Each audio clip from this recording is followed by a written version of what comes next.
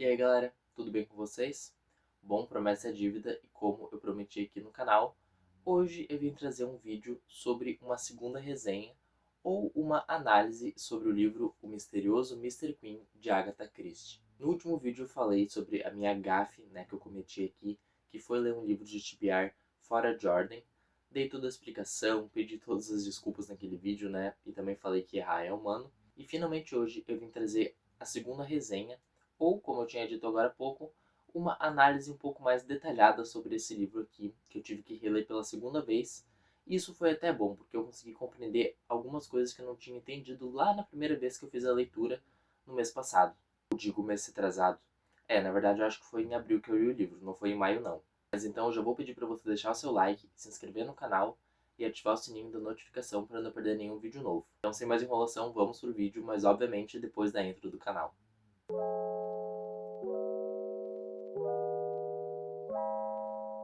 Estou de volta mais uma vez e como vocês puderam ver aí pelo comecinho, hoje eu vou resenhar pela segunda vez o livro O Misterioso Mr. Queen, da autora Agatha Christie. No mês de abril eu li esse livro aqui fora de ordem e quebrei totalmente uma TBR, mas depois de pensar muito e gravar aquele vídeo lá da TBR do mês de junho, ou seja, dessa TBR, eu resolvi reler o livro e mesmo assim, mesmo já tendo resenhado ele aqui, mesmo que tenha sido breve, vim trazer novamente a resenha desse aqui.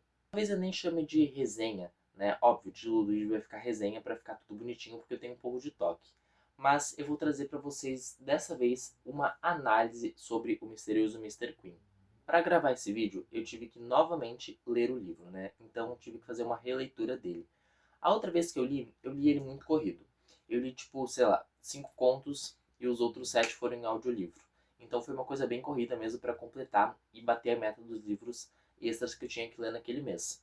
Foi bom, porque eu já fui apresentado e já compreendi um pouco da essência desse livro e dos personagens aqui, tanto do Mr. Queen quanto do outro protagonista da história. Mas ao reler o livro, eu consegui entender e compreender coisas que eu não tinha pegado lá na primeira vez que eu li o livro lá em abril. Mas antes de começar a falar um pouquinho mais sobre as histórias e sobre os 12 contos que esse livro tem, eu vou precisar voltar um pouquinho no passado e falar de alguns outros 2 livros da Agatha Christie, um que eu estou lendo no momento e outro livro que eu li lá no ano passado. Bom, o livro que eu li lá no ano passado, que eu vou falar um pouquinho aqui para vocês, se trata de Os Quatro Grandes. Eu vou deixar a imagem dele aqui, tá? Os Quatro Grandes da Agatha Christie também, óbvio, é um mistério do detetive Hercule Poirot, o nosso belga barra francês favorito. Lá em Os Quatro Grandes a gente tem uma trama bem diferenciada do que a gente tem nos livros da Agatha Christie. Geralmente a gente está acostumado com um assassinato, com um grande roubo, com um suicídio. Em Os Quatro Grandes a gente vai ter um grande crime organizado, digamos assim, uma facção criminosa, A gente vai ter vários personagens que vão estar ali cometendo vários crimes na cidade, sejam eles de assassinato, de roubo, fazendo as pessoas se suicidarem, Fazendo as pessoas se suicidarem, acho que posso dizer assim, dentre outros crimes. Então o Capitão Hastings, junto com seu amigo Hercule Poirot, vão começar a investigar o crime. O livro é definitivamente bem curtinho e eu gostei muito da primeira vez que eu li. Em algum momento daquele livro é citado um nome, Harley Quinn. Sério, eu já sabia alguma coisa sobre esse personagem do Harley Quinn. Não é a Arlequina da DC, tá? A namorada do Coringa. Não é essa não. É um outro personagem lá de umas outras histórias e origens um tanto quanto interessantes de se saber. Mas que eu não vi a necessidade de ter um nome citado na história lá dos Quatro Grandes. Eu só encontrei necessidade quando eu fui ler as notas sobre o livro, Como vocês sabem, essa edição aqui, a coleção Arco-Íris da HarperCollins, ela tem notas sobre o livro no final. Então tem algumas coisas explicando como que a Agatha escreveu o livro, qual foi a época que ela escreveu, nas autobiografias dela, se o livro é citado, cada história, o que que tem. Tipo aqui, ó. Vocês estão vendo?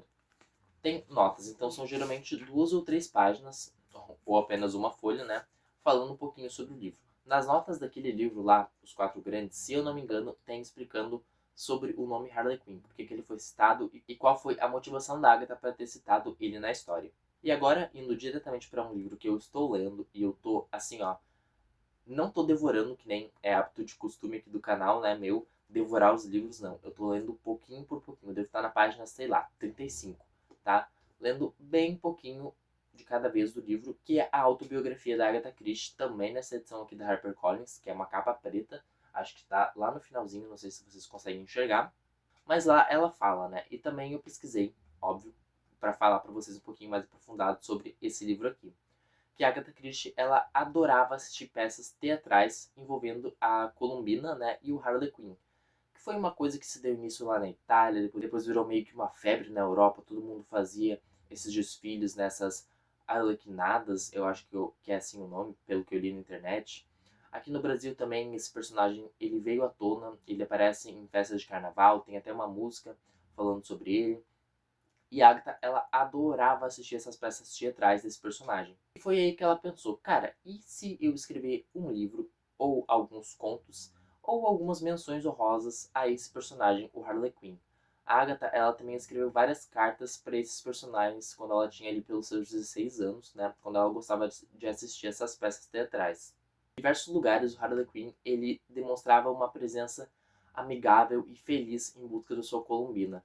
Diferentemente disso, na Europa, o Harley Quinn representava uma figura mais mística, sobrenatural e um pouco desolada, como se fosse algo de outro mundo, sempre aparecendo em alguns lugares assim do nada, sabe? E ninguém sabia explicar a presença dele. Foi mais ou menos nisso que a Agatha Christie, a minha autora favorita, se baseou para escrever este livrinho aqui. Bom, depois de toda essa explicação sobre as origens do nome do Harley Quinn, sobre a Agatha ter assistido tantas peças teatrais com esses personagens, vamos finalmente à história, né, dos 12 contos aqui do livro. Bom, no último vídeo, ou seja, a tibiar do mês de junho, eu falei que eu ia reler esse livro para conseguir explicar um pouquinho melhor sobre alguns contos que me interessariam mais, né, que me interessaram mais durante a leitura.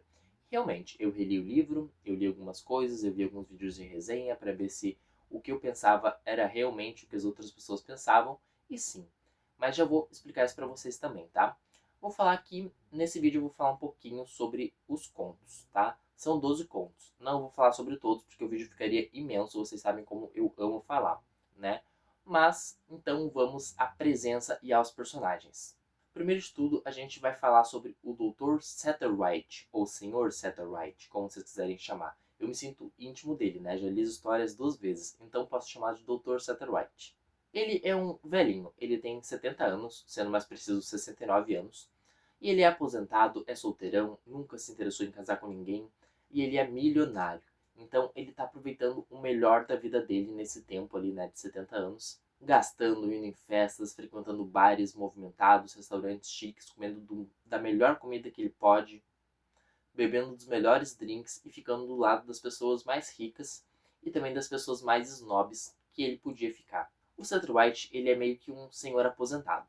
Ele tá aproveitando a vida dele, né? Eu acho que é o natural a se fazer quando se aposenta, aproveitar a tua vida, ainda mais quando tu é um milionário. E ele, praticamente, como eu disse, frequenta vários e vários lugares. Ele se diz como se fosse um observador da natureza humana, quase como a nossa querida Miss Marple, né, a outra detetive dos livros da Agatha. Só que diferentemente da Miss Marple, ele não sai por aí falando para as pessoas e trocando informações ali para descobrir os crimes. O Satterwhite, ele tá pouco se ferrando, ele só tá ali para investigar, né, com os olhos dele, para ouvir o que as pessoas têm a falar. Ele não é o grande detetive da história, até porque temos outro personagem, o que dá nome ao livro. E esse segundo personagem é o Harley Quinn, né? O Mr. Quinn. O Mr. Quinn é como se fosse uma presença sobrenatural nas histórias, pelo menos em algumas. Eu até pensei que ele fosse um alter ego do Satterwhite, né? Porque ele aparecia de maneira muito do nada, tipo, tem ali uma casa, tá todo mundo se debatendo para ver quem é o assassino, quem matou tal pessoa. Do nada o Harley Quinn aparece. Ele dá desculpa lá que o carro dele quebrou, como acontece no primeiro conto. Dá desculpa, meu carro quebrou, então eu vim aqui para pedir ajuda. Mas vejo que vocês têm um problema, eu vou tentar ajudar a resolver. Sabe, é uma coisa muito... What? Como que ele apareceu do nada, sem saber o que estava acontecendo e agora quer ajudar a gente no problema, né? Mas eu acabei percebendo, né, pela minha própria cabeça e pelo próprio livro e pelos próprios outras pessoas que eu vi as resenhas, que o Mr. Quinn, ele é de fato uma pessoa física. Porque, gente, em muitos contos não parecia. Não parecia, porque, tipo assim, ele passava do lado de uma lâmpada, a lâmpada piscava. Ele passava do lado de um vidro, as cores do terno dele, que aparentemente era preto, refletiam em verde, em roxo. né, em vermelho, em preto, como é nessa máscarazinha aqui, sendo que o terno dele era preto. O Satterwhite observava ele e ele simplesmente desaparecia. Era como se ele fosse uma presença sobrenatural, ou um fantasma, ou baita de um espírito detetive ali na história. Que conforme o livro vai avançando, em mais contos, em mais casos, e mais coisas vão acontecendo, a gente percebe que o Sr. Queen, na verdade, sim é uma pessoa física. Eu vou te chamar de pessoa física, tá? Porque as pessoas se comunicam com ele, as pessoas conversam com ele, o Satterwhite conversa com ele. O Satterwhite, na verdade, o considera como se fosse um grande amigo e um velho conhecido. Então, aqui nesse livro, a gente vai ter vários e vários tipos de contos, tá? A gente está acostumado nos livros Agatha a ter um livro de contos específico para cada tema, né? Assim como acontece lá em Assassinato no Beco, que vai falar sobre assassinatos, como O Cão da Morte, que vai falar sobre coisas sobrenaturais, desde conventos abandonados até coisas que acontecem dentro de uma bolinha, né, daquelas de Natal. Em O Misterioso Mr. Queen, a gente vai ter uma grande coletânea totalmente doida de contos envolvendo o Satterwhite e o Queen. Por exemplo, a gente vai ter casos de assassinato, a gente vai ter casos mal resolvidos de suicídio, a gente vai ter alguns casos de roubo e muitos casos envolvendo pessoas que se apaixonaram por pessoas erradas, ou que estão apaixonadas ainda, ou que se casaram, ou que tiveram filhos, relacionamentos amorosos fracassados. Vamos ter até casos que já foram até resolvidos, só que mal resolvidos, porque o Sr. Queen chega na história e descobre que não tinha sido assim que as coisas tinham acontecido. Assim como eu falei lá no primeiro vídeo, né, onde eu falei a resenha sobre esse aqui, que foi no Lidos do mês de abril, falei que o meu conto favorito foi o primeiro. E após fazer a releitura, o meu conto favorito continua sendo o primeiro conto. Aqui a gente vai ter uma casa, eu vou falar novamente a mesma coisa, né, porque é meu favorito, óbvio, então eu vou explanar ele aqui pra vocês. A gente vai ter uma casa que vai acontecer uma morte misteriosa. O Dr. Satterwhite, ele vai estar nessa casa, porque é uma mansão muito chique, tá tendo ali uma baita de uma refeição, e ele vai ficar um pouco intrigado sobre essas pessoas que estão na casa. Parece que algum deles está escondendo alguma coisa. O Satterwhite, ele observa, ele escuta o que as pessoas estão dizendo ali umas para as outras, mas ele não consegue perceber qual das coisas que ele ouviu é a verdadeira coisa que culparia o assassino. Eu não sei se vocês conseguiram entender. Ele só se dá conta quando o Sr. Queen bate na porta. Ele diz que o carro dele estragou, o carro dele meio que quebrou ali na neve, e ele ouviu a discussão e decidiu entrar. As pessoas conversam com o Sr. Queen e ele meio que tenta acalmar as coisas, dando uma de baita detetive da história, né? As pessoas se acalmam e começam a conversar pacificamente. O Satterwhite então começa a ouvir as perguntas que o Sr. Queen faz para as pessoas. Uma dessas perguntas, né, desses diálogos, o Satterwhite se dá conta de quem é o verdadeiro culpado. Tipo, o Sr. Queen precisou só falar tipo um ai, e o Satterwhite captou a mensagem e conseguiu decifrar quem era o culpado, quem era o assassino que tinha cometido aquele assassinato naquela festa, naquele baile, naquela mansão super luxuosa que o Satterwhite estava. Conseguiram compreender por que parece que é tão sobrenatural a presença do Queen aqui na história? É simplesmente apaixonante, sério mesmo. Eu me apaixonei demais por esse livro aqui, por todos os 12 contos que tem nele. A nota final que eu dou para o Misterioso Mr. Queen de Agatha Christie é um total de 4 estrelas. Eu não sei quanto eu tinha dado lá na primeira vez que eu li o livro, mas posso dizer para vocês que a segunda releitura, né, é a que vale. Então, nota final, 4 estrelas para Mr. Queen. Mas então é isso, gente. Eu agradeço demais por terem assistido até aqui. Já vou pedir também para deixar o seu like, se inscrever no canal, ativar o sininho de notificação para não perder nenhum vídeo novo. Fiquem ligados que logo mais vai ser o segundo vídeo, né, da segunda resenha do livro da TBR do mês de junho. É isso então e até o próximo vídeo.